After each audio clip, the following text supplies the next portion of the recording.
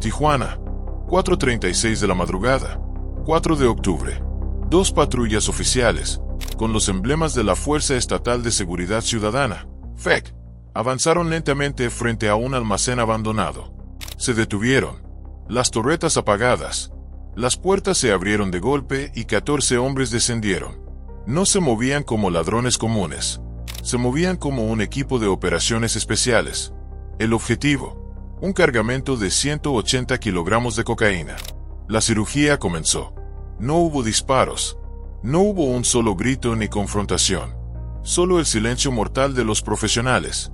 Neutralizaron el sistema de cerraduras, infiltraron el almacén y localizaron los paquetes. En menos de 7 minutos, exactamente 6 minutos y 40 segundos según el reloj de la cámara, los 180 kilogramos de cocaína fueron transferidos del almacén a las bateas de las patrullas. Mochilas negras se llenaron, gestos firmes con las manos, y luego desaparecieron en la oscuridad, tan rápido como habían aparecido. Cuando la noticia estalló, no fue solo una explosión. Fue un terremoto que sacudió toda la estructura de seguridad nacional. En la Ciudad de México, a miles de kilómetros de distancia, el secretario de Seguridad y Protección Ciudadana, Omar García Harfuch, recibió el informe urgente. El informe era breve y terminaba con una sola frase: 14 agentes han sido identificados. Todos estaban en turno. Todos usaron vehículos y armas oficiales. Harfuch, un hombre que nunca aceptaba medias tintas, dio su orden. Suspenderlos no es suficiente. Rugió a través de la línea segura. Quiero órdenes de aprehensión. Hoy mismo. La investigación profundizó y el panorama se volvió más sucio. La cocaína robada no fue un hallazgo casual. Pertenecía a traficantes independientes, aquellos que habían cometido el error fatal: negarse a pagar el derecho de piso, a los verdaderos dueños de este territorio, el cártel de los Arellano Félix. La trampa había sido activada. Esto no era un simple robo, era una operación punitiva por contrato, donde la policía y los narcotraficantes operaban como una sola entidad. La segunda prueba surgió de otra cámara en la calle California. Bajo la ligera llovizna de la madrugada, la parpadeante luz del alumbrado público iluminó una escena aún más grotesca. Uno de los agentes, cargando un costal de cocaína al hombro, se volvió hacia la cámara, sonrió. Una sonrisa de satisfacción, mientras su cómplice montaba guardia con un rifle de asalto. El general Laureano Carrillo Rodríguez, comandante de la FEC en Baja California, confirmó la suspensión de los 14 agentes. Pero lo que no mencionó en la conferencia de prensa fue lo que los investigadores encontraron al desbloquear sus teléfonos móviles. La corrupción ya no era una sospecha, era una prueba irrefutable. Depósitos bancarios con cifras absurdas, capturas de pantalla de conversaciones encriptadas, recibos de transferencias, y un estilo de vida imposible de justificar con un salario de servidor público. Un agente acababa de comprar una camioneta de lujo en efectivo. Otro presumía fotos de una colección de relojes Rolex, cenas en marisquerías costosas y vuelos privados a Cancún. El mensaje que Harfuch envió fue claro: si no los detenemos hoy, mañana se habrán fugado. La purga había comenzado, pero mientras estos 14 peones eran detenidos, la verdadera pregunta seguía flotando en el aire tóxico de Tijuana: ¿quién dio la orden original? ¿Y qué más encontraron en los teléfonos de los agentes? Tijuana despertó con una calma que no sabía que era prestada. El sol apenas comenzaba a despuntar sobre el ejido, Ojo de Agua, iluminando la ahora vacía escena del crimen. Las calles aún húmedas reflejaban los postes de luz torcidos, los muros grafiteados y las colinas que abrazaban la colonia como intentando ocultarla del resto del mundo. Pero esa mañana, algo flotaba en el ambiente. No era la humedad, era la tensión. A las 6:14 de la mañana, apenas 2 horas después del atraco, un agente de asuntos internos recibió una notificación anónima. Un correo electrónico. El asunto solo decía en mayúsculas: vean el video de la calle California. No estamos ciegos. Adjunto venía un clip de 8 minutos. Era el video del oficial sonriendo y cargando el costal. Pero era más que eso. Mostraba un tercer vehículo. Un Kia blanco, sin placas oficiales, solo una calcomanía en el parabrisas. Este vehículo no estaba en el reporte de flotilla de ese día. En la base de datos, El Kia blanco estaba asignado a la coordinación interinstitucional, básicamente una oficina administrativa, un lugar de escritorio que no realizaba operativos y mucho menos redadas nocturnas. Esa fue la primera anomalía. La segunda llegó a las 8:03 de la mañana. Un técnico de telecomunicaciones, un civil, estaba revisando los registros de radio del turno nocturno. Notó algo extraño. 3 de los dispositivos portátiles de los agentes involucrados se habían activado en un canal paralelo. Un canal fantasma, uno que no debía existir. Un canal privado para coordinar su operación sucia. Llamó a su superior para reportar la anomalía. Nadie respondió. 15 minutos después, su acceso al sistema fue revocado. Cuando el general Laureano Carrillo Rodríguez recibió el informe completo, una cosa quedó clara. Los 14 agentes no solo habían roto los protocolos, los habían reescrito. Se movieron sin órdenes, sin reportar, usando patrullas oficiales y armas del Estado. Pero lo más preocupante no fue eso. Fue la ley del silencio. Esa noche, ninguno de los 14 entregó la bitácora de fin de turno. Ninguno activó la geolocalización, GPS, obligatoria en sus vehículos. Ninguno reportó incidente alguno. Y entonces, los investigadores lo encontraron, oculto en lo profundo de los mensajes parcialmente borrados del teléfono de Gerardo N. Un contacto sin nombre, solo un identificador. CAF-02.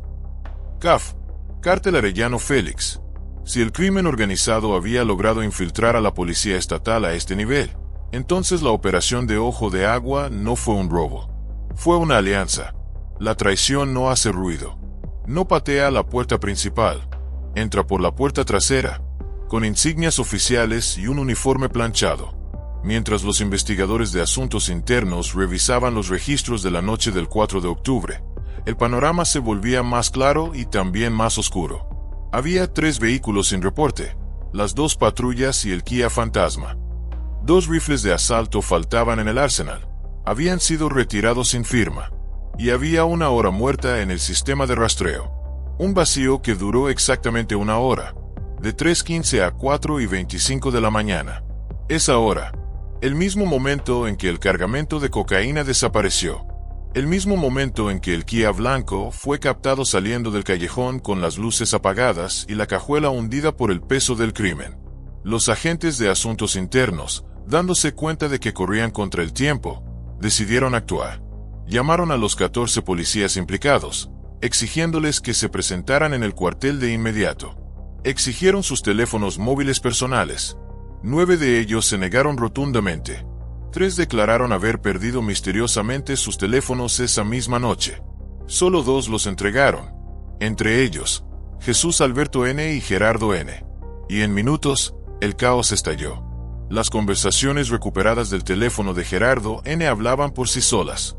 Ya no eran sofisticados mensajes encriptados. Eran instrucciones claras. Movimiento hecho, pasamos el retén. Enviado a las 3:20 de la mañana. Nos vemos en el baldío pasando la curva. Enviado a las 3:45 de la mañana. Dile al comandante que los costales están listos. Enviado a las 4:12 de la mañana.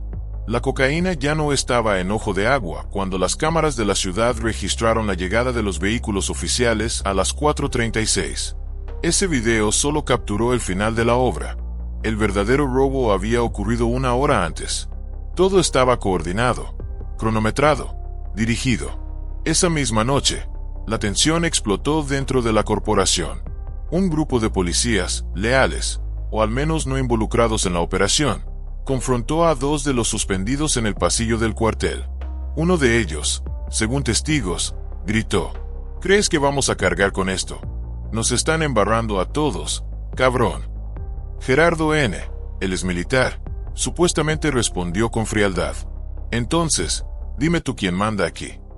Horas después, mientras el general Carrillo Rodríguez preparaba su insípido discurso para los medios, una llamada llegó a la oficina del secretario Omar García Arfuch en la Ciudad de México. La voz al otro lado era de un fiscal federal. Tenemos la evidencia, secretario. Evidencia sólida. Pero la Fiscalía Estatal no actúa. Están ganando tiempo. Esos 14 podrían escapar. Podrían cruzar la frontera. Harfuch no lo pensó dos veces. Había ordenado la suspensión, pero ahora sabía que era inútil. No basta con separarlos del cargo. Harfuch dio su segunda instrucción, esta vez a los mandos federales. Esto es crimen organizado. Giren las órdenes de aprehensión. Ahora, si cruzan esta noche, no los volveremos a ver. Fue el momento en que la investigación dejó de ser un proceso administrativo. Se convirtió en una cacería. Porque no eran simples corruptos. Eran operadores infiltrados. Eran soldados del cártel con uniforme del Estado. Y lo peor estaba por revelarse. Esa madrugada, cuando los 14 fueron suspendidos, alguien rompió el silencio. Un agente en activo, uno de los que no participó, con la voz temblando de miedo, pidió hablar con los investigadores federales. Lo que dijo podría implicar a un alto mando. Alguna vez hubo un agente que juró proteger a la gente. Hoy, dormía con el miedo de ser arrestado por sus propios compañeros, o silenciado para siempre. La investigación comenzó a hurgar en los expedientes personales, y lo que revelaron era más perturbador que las fotos de los Rolex. Jesús Alberto N., uno de los 14 suspendidos, fue uno de los 2 que entregó su celular. 3 años antes, Jesús había sido condecorado por frustrar el secuestro de un empresario en Tecate. En la foto oficial, aparecía sonriente, con un uniforme impecable y cargando a su hija de 8 años. Era la imagen de un héroe local. Hoy, esa misma niña no fue a la escuela. Su madre se la había llevado a esconderse. Temía que algo les pasara si el patrón. No está claro si el patrón del cártel o el patrón de la policía. Sabía que su esposo había entregado el teléfono. Otro señalado era Gerardo N., el exmilitar de la Unidad de Reacción Rápida. Su expediente era perfecto. Durante años, fue considerado un candidato ideal para el ascenso. Disciplinado, puntual, excelentes habilidades tácticas. Pero sus estados de cuenta contaban otra historia. Pagos en efectivo de más de 150,000 pesos, unos $7,500 americanos, en un solo mes por una motocicleta de carreras. Viajes relámpago a Los Cabos, e imágenes en yates que ningún salario estatal podía justificar. Y luego, estaba el otro, el que rompió el pacto de silencio. No quiero morir por algo que no hice, pero tampoco quiero morir por callar lo que vi. Así comenzaba la declaración anónima de un agente, el testigo clave en activo del caso. Su voz, distorsionada electrónicamente por seguridad, fue grabada en una reunión secreta con personal de la Fiscalía General de la República, FGR, enviado desde la Ciudad de México. Lo que dijo heló la sangre de todos en la habitación. La operación no fue improvisada. Sonó la voz distorsionada. La prepararon durante semanas. Los oí hablar en los vestidores. Decían que el pago venía de arriba, punto. Según su testimonio, las patrullas usadas esa noche habían sido llevadas a un taller mecánico privado el día anterior. ¿Para qué? Para neutralizar el hardware de los rastreadores GPS. El Kia blanco fue autorizado por una firma que no apareció en ningún sistema digital, sino en una responsiva en papel escrita a mano, un método arcaico usado para borrar el rastro. Y aquí el detalle más escalofriante. Los costales con la droga fueron entregados, pero no a criminales. Se los entregaron a otro grupo uniformado, dijo el testigo. Estaban esperando en otra bodega, cerca del aeropuerto. Todo estaba pactado. El aire dentro de la corporación FEC era ahora irrespirable. Las miradas esquivas, los pasillos silenciosos, las oficinas apagando luces antes de tiempo. Nadie hablaba por teléfono. Nadie confiaba en su compañero, porque esto no era solo una red de corrupción. Era una fractura interna, una purga en proceso, atravesando toda la fuerza policial. Y detrás de esta tensión, una figura emergía con más fuerza que nunca: Omar García Harfuch. Mientras la opinión pública en Baja California se dividía, algunos acusando un montaje, un show, para remover a buenos oficiales, otros exigiendo justicia, el secretario de Seguridad Federal preparaba un golpe mayor. Un golpe no solo contra los 14 agentes, sino contra quien firmó las órdenes invisibles. Pero, ¿quién dio la orden final? ¿Y por qué esos 180 kilogramos de droga tenían que desaparecer exactamente la noche del 4 de octubre? Todo crimen tiene un rastro. Y este rastro no comenzó la madrugada del 4 de octubre. Comenzó 3 semanas antes, en una reunión que nunca quedó registrada oficialmente. Lugar: una conocida marisquería con vista al Pacífico en Rosarito. El sonido de las olas, el olor a sal y el olor a conspiración. Hora: 22:38 de la noche. Asistentes: un mando medio de la FEC, un misterioso operador civil, conocido por tener línea directa con el cártel de los Arellano Félix, y 3 de los 14 agentes que después participarían en el robo, incluido Gerardo N. El tema de la cena: un cargamento de cocaína que debía cruzar Tijuana sin dejar rastro. Según los investigadores de la FGR, el plan era simple, pero brutal. Un nuevo grupo de chapulines llegados de Sinaloa, posiblemente de la facción de Mayo Zambada, intentaba establecer una nueva ruta. Traían 180 kilogramos de cocaína. La mercancía debía pasar por el corredor de Ojo de Agua para llegar a la zona centro, antes de cruzarla por la frontera. Pero había un problema. No pagaron el derecho de piso al cártel de los Arellano Félix, que aún domina esa franja de la ciudad. En el mundo criminal, eso es una sentencia de muerte. Pero alguien en la FEC, posiblemente el mando medio en la marisquería, vio una oportunidad. ¿Por qué dejar que el CAF interviniera y causara un baño de sangre, atrayendo atención federal? ¿Por qué no hacerlo limpio? Intervenir el cargamento, simular una detención legal, pero quedarse con la droga. Para lograrlo, necesitaban 3 cosas: patrullas en rastreo, ya arregladas en el taller, permisos de operación falsos, el Kia blanco y la firma a mano, y silencio absoluto, los 14 hombres de confianza. Los investigadores descubrieron que días antes del robo, las claves de acceso al sistema de bitácoras fueron manipuladas. 3 perfiles de usuario administrador fueron borrados. A otros 2 se les modificaron los permisos. El Kia blanco fue tomado prestado de la oficina administrativa. Todo estaba orquestado desde meses antes. El 4 de octubre a las 3:10 de la mañana, los 14 agentes salieron de la base sin firmar su salida. A las 3:22, llegaron al primer punto de encuentro, el baldío.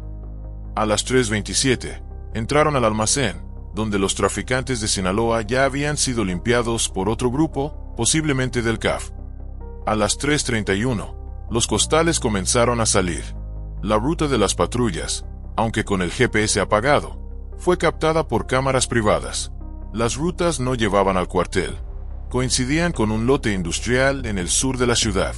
Un lote que, según el registro de propiedad, pertenecía a una empresa fantasma registrada a nombre de un ex policía estatal retirado. Y aquí el factor clave: el dinero. En los celulares revisados, se detectaron depósitos de hasta 90,000 pesos, unos $4,500 americanos, en un solo día, días antes del robo. Eran los anticipos, el dinero para asegurar la lealtad. La lógica era clara: lavar el cargamento, revenderlo a través de los propios canales del CAF, y repartir las ganancias. Pero no contaron con un error, una variable imprevista. No la cámara gubernamental de Ojo de Agua, sino un dron de seguridad privado. Una compañía de transporte cercana, harta de las constantes extorsiones tanto de la policía como del crimen, operaba su propia flotilla de drones para vigilar sus propiedades. Y esa noche, un dron sobrevoló la zona. Lo grabó todo, no en la baja resolución de la cámara de calle, sino en 4 Kelvin. Claro, nítido. Esas imágenes fueron filtradas, no a la policía, sino a un periodista local, y al correo anónimo de asuntos internos. Eso lo cambió todo, porque en una ciudad donde el crimen ya no se esconde, la policía corrupta tampoco. Y lo que vino después, cuando ese video 4K fue analizado, rompió la narrativa por completo. No solo mostraba a los 14, mostraba el rostro de quien firmó la responsiva del Kia blanco, parado en la esquina, en la oscuridad, supervisando toda la operación.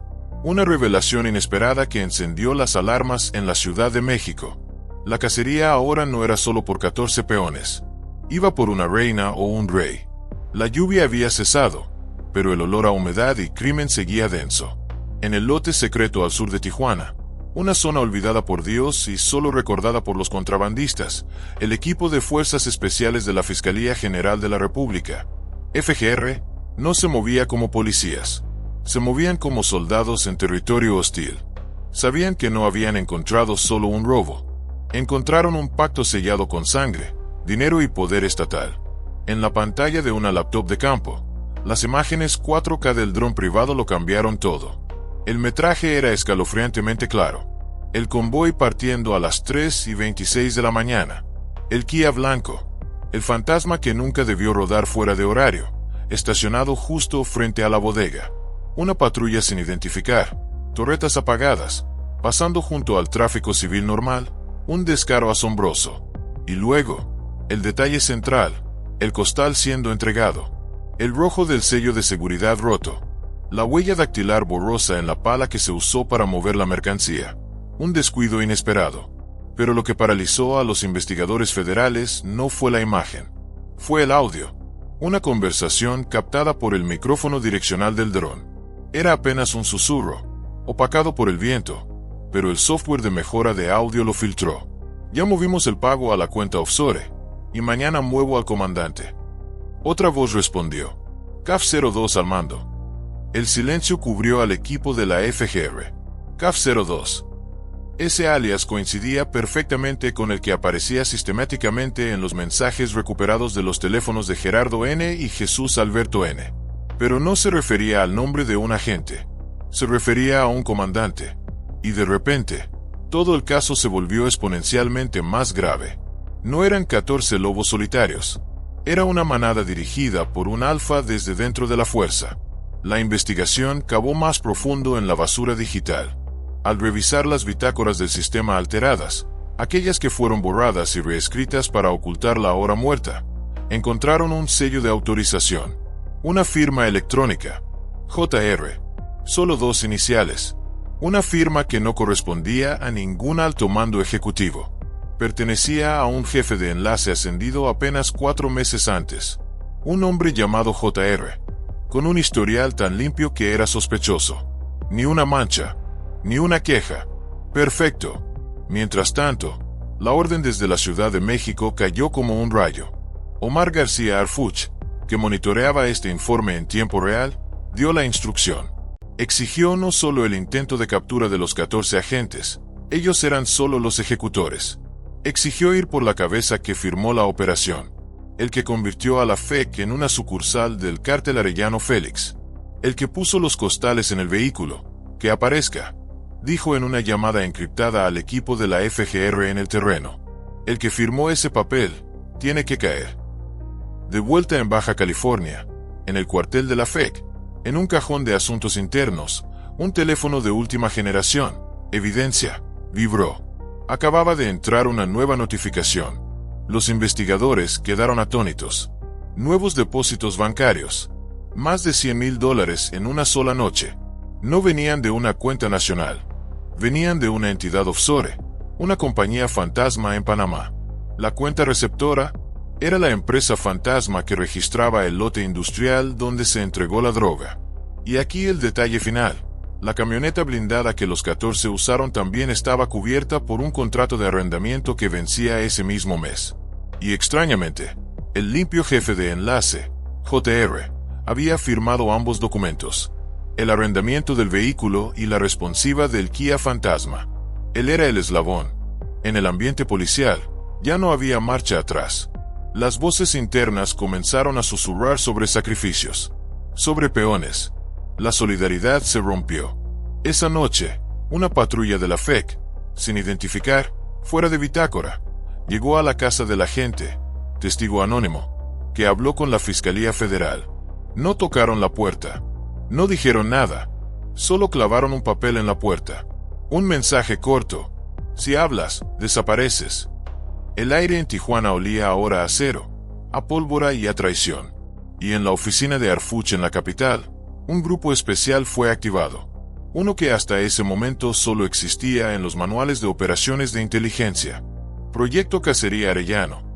Porque el robo de los 180 kilogramos de cocaína ya no era un robo. Era el detonador.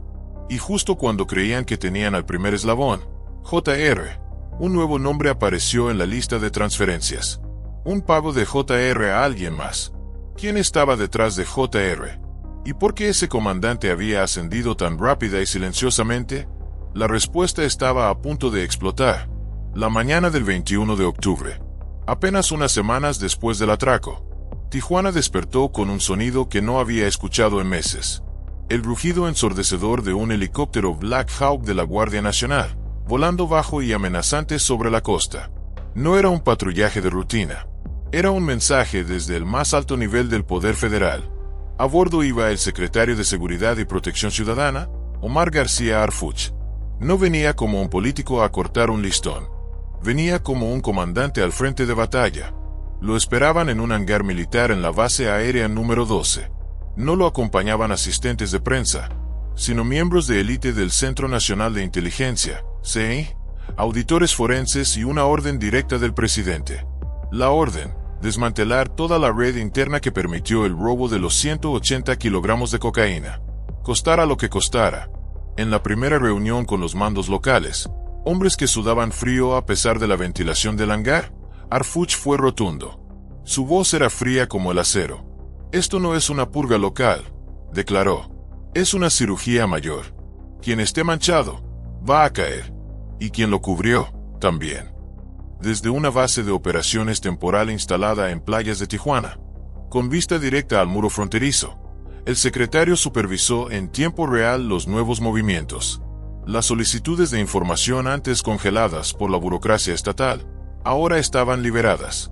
Los teléfonos de los comandantes de la FEC bajo sospecha, ahora estaban legalmente intervenidos. Los altos mandos, esos que solían moverse con convoys de escoltas, de pronto se quedaron sin guardias, aislados. A las 12:27 del mediodía, un juez federal emitió las primeras 2 órdenes de aprehensión. No para los 14 agentes, sino para JR y un administrador de sistemas, el que borró deliberadamente las bitácoras. Harfuch no tuvo miramientos. Autorizó una operación simultánea, peinando cuentas bancarias, historiales de ascensos sospechosos, propiedades no declaradas y vínculos con empresas fantasma.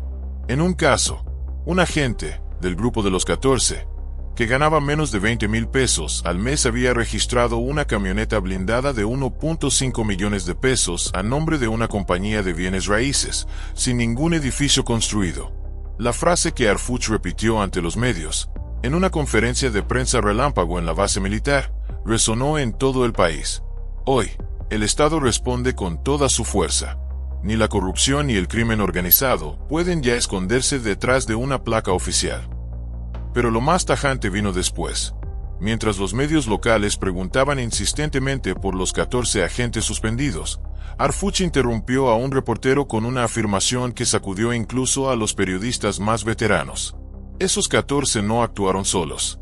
Hay al menos un mando superior involucrado. Y si tenemos que tocar las puertas que nadie se había atrevido a tocar antes, lo vamos a hacer. El ambiente se volvió denso. Las cámaras enmudecieron. La tensión podía cortarse con el flash de la sala. Afuera, en las calles, los rumores comenzaron a correr como pólvora. ¿Quién seguía? ¿Cuántos más estaban en la lista? ¿Qué nombres aparecían en los documentos encriptados que la inteligencia federal había entregado? Esa noche, desde la oficina temporal del secretario, se firmó una directiva más: transferir el caso completo al Centro Nacional de Inteligencia, CNI. Esto ya no era un asunto del estado de Baja California. Era un foco rojo de seguridad nacional. Y Harfuch, a solas con el informe en la mano, mirando la oscuridad de Tijuana, solo dijo una cosa a su subjefe: esto no fue solo un robo, fue una traición. Y vamos a responderle como se responde a una guerra. Pero al día siguiente, cuando comenzaron los cateos, la reacción fue mucho más violenta de lo que esperaban. ¿Quién lanzó los ataques simultáneos? ¿Y qué mensaje dejaron frente a las puertas de la FG? El eco de la declaración de Harfuch todavía flotaba en el aire húmedo de Tijuana cuando comenzó el ataque. Menos de 24 horas después de que él pusiera un pie en la ciudad, una serie de ataques coordinados, precisos y simbólicos sacudieron las instalaciones de la Fiscalía General del Estado, FG. Nadie resultó gravemente herido. No tenían la intención de matar. Tenían la intención de aterrorizar. A las 3:59 de la mañana, una bomba molotov explotó violentamente frente a la sede regional de la FGE en Tijuana, calcinando la fachada y 2 patrullas. Minutos después, en la capital, Mexicali, a cientos de millas de distancia, 2 vehículos sin placas lanzaron 3 artefactos explosivos improvisados contra una subdelegación, reventando los cristales. En Ensenada, pintadas con aerosol rojo brillante, el color de la sangre, aparecieron en los muros oficiales. CAF manda, CAF manda. Los 14 agentes suspendidos ya no eran solo sospechosos. Eran el pretexto para una guerra abierta. La fiscal general del estado, María Elena Andrade Ramírez, una mujer dura acostumbrada a la presión, no titubeó. Convocó a una conferencia de prensa urgente al amanecer. Ante las cámaras, pronunció una frase que se convirtió en titular nacional. Si alguien anda en malos pasos, tiene que pagar. Aun cuando, y sobre todo cuando, portan un uniforme. La fiscal Andrade estaba en una posición que pendía de un hilo. Estaba atrapada entre las fuerzas federales purgando su agencia desde arriba, y el cártel atacándola desde afuera. Su declaración fue un acto de valentía. Va también un acto desesperado por reafirmar el control. Pero esa misma noche, recibió una amenaza directa. Un sobre sin remitente fue dejado en su vehículo. Dentro no había carta, solo un papel. Era una fotografía de uno de los teléfonos móviles incautados. Uno de los teléfonos que la FGE estaba analizando, acompañado de un mensaje escrito a mano. Todavía no han revisado todo. Paralelamente, el Consejo Ciudadano de Seguridad Pública, CCP, de Baja California, una organización de la sociedad civil, exigió públicamente la intervención de Arfuch, no solo como figura política, sino como un escudo institucional.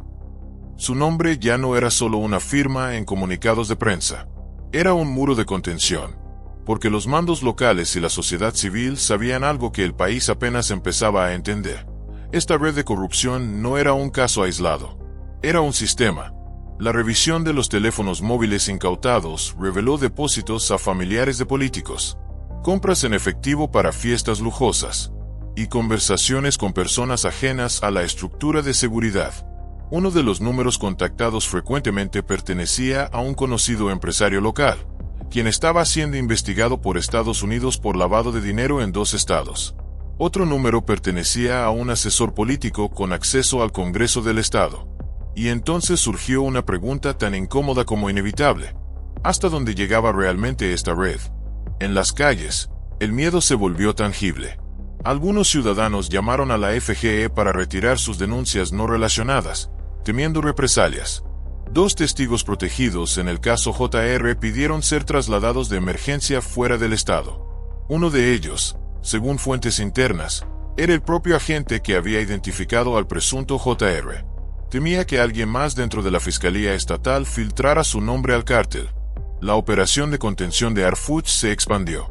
Ordenó vigilancia especial de la Guardia Nacional en las instalaciones estratégicas de la FG, patrullajes aéreos nocturnos y protección federal inmediata para los testigos clave, porque lo que parecía una investigación ahora se sentía como una cuenta regresiva.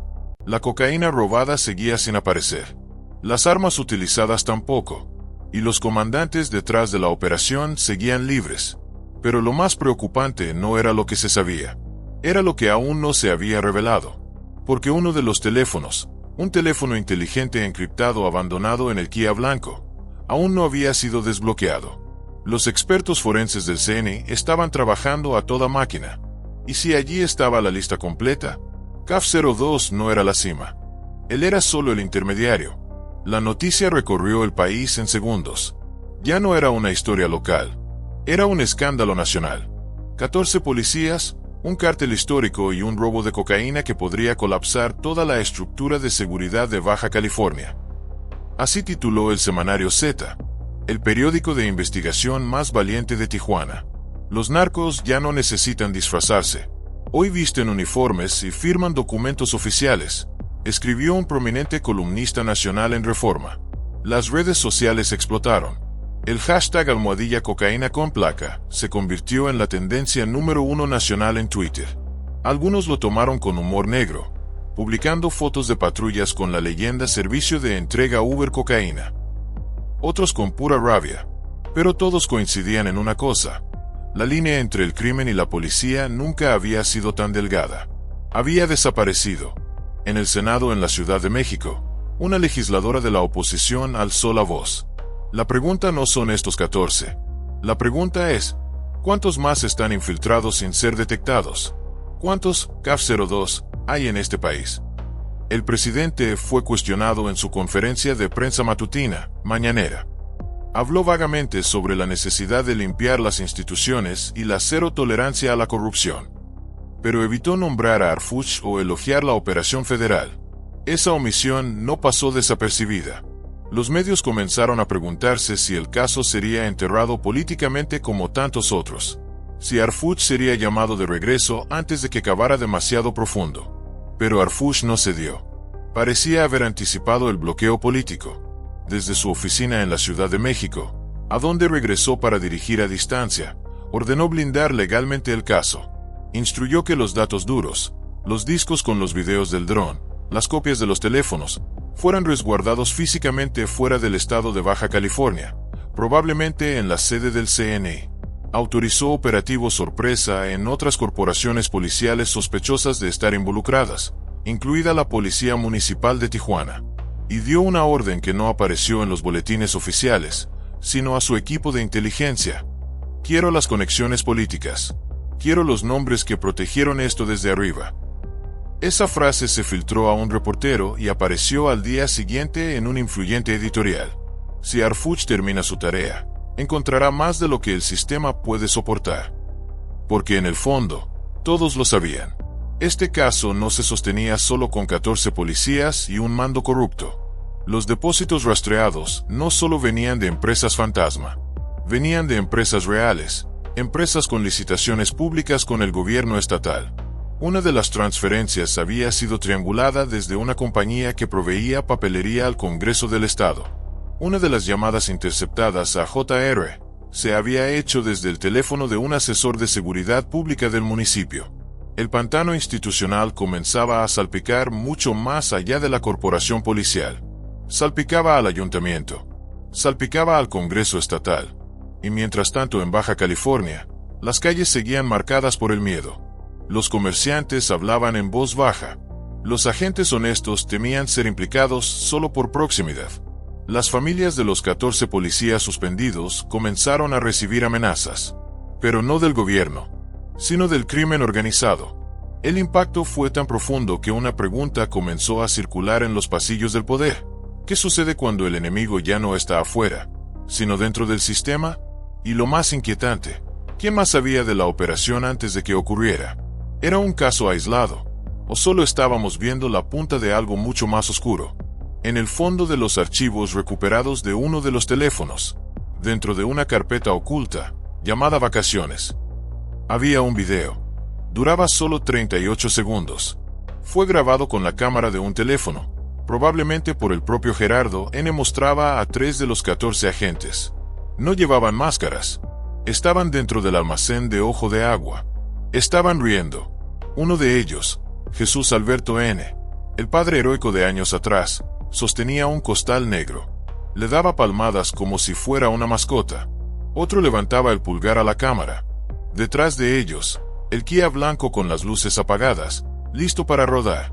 El archivo se llamaba Trabajo Limpio. Ese video nunca. Trabajo Limpio. Esos 38 segundos eran más condenatorios que los 180 kilogramos de cocaína. No eran hombres forzados al crimen. No eran hombres haciéndolo por necesidad. Eran arrogantes. Lo estaban disfrutando. Estaban celebrando su traición. Trabajo limpio. Era el desprecio absoluto por la placa que portaban. Ese video nunca se filtró al público. Pero en una sala de juntas de alta seguridad en la Ciudad de México, bajo la luz blanca fluorescente y en absoluto silencio, fue reproducido frente a Omar García Harfuch. Él observó los 38 segundos completos sin moverse, el rostro impasible. Cuando el video terminó y la pantalla se volvió negra, solo dijo una frase, la voz grave y cortante. Estos no son policías. Son traidores. Y no hay traidor que no pague el precio. Fue el impulso final. La orden se ejecutó horas después. Operativos simultáneos para la captura no solo de JR, sino de los 14 agentes. Medidas cautelares adicionales. Y protección federal para los testigos clave y sus familias. Ya no importaba si eran 14, 20 o 50. El sistema tenía que ser purgado, o colapsaría por completo. Y mientras se redactaban las nuevas órdenes de aprehensión, en algún lugar de la colonia Ojo de Agua, no lejos del almacén donde ocurrió el crimen, un niño, de no más de 7 años, le preguntó a su madre al ver pasar una patrulla: «Mamá, ¿los policías buenos roban?». La mujer tembló. No supo qué responder. Solo abrazó al niño con fuerza. Tijuana ya no dormía igual después del 4 de octubre. Las sirenas sonaban más fuerte ahora. Las patrullas se veían más sospechosas. Y cada ciudadano que cruzaba una esquina se preguntaba lo que nadie se atrevía antes: ¿quién protege a quién cuando los protectores están del otro lado? En la Ciudad de México, Arfuch sostenía el expediente con ambas manos. No sonreía, no posaba para las cámaras, pero su mensaje era claro y ya circulaba entre los altos mandos de todo el país. No vamos a ceder un metro más. Hoy, el Estado recupera su rostro. Y si eso implica romper alianzas, exponer infiltrados, o derrumbar escalafones enteros, que así sea. Porque lo que pasó en Tijuana no fue una operación fallida. Fue una advertencia. Una grieta profunda en las instituciones. Una prueba de que el crimen ya no necesita túneles, ni casas de seguridad, ni amenazas anónimas. Solo necesita una placa, un uniforme, un silencio, y una firma que lo permita todo. Pero esta vez, alguien dijo: «Basta». Y la pregunta que quedaba, cruel pero necesaria, flotando en el aire tóxico de la nación: ¿cuántos más como esos 14? ¿Cuántos JR más? ¿Cuántos CAF-02 más están operando ahora mismo con uniformes, armas y salarios oficiales?